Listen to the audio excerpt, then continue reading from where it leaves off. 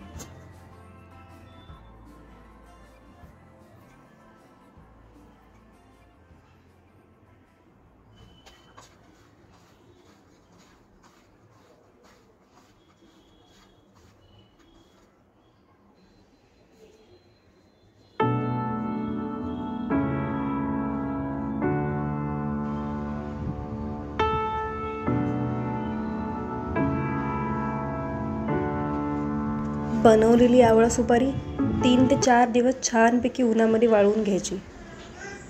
ती वाळल्याच्या नंतर त्याचा मसाला सुक्का राहील अशी कडक छान वाळवून घेतल्याच्या नंतर ती एका भरणीमध्ये भरून ठेवायची आणि ॲसिडिटी किंवा मळमळ वगैरे जाणवल्यावर एक तुकडा घेऊन तोंडात ठेवून द्यायचा।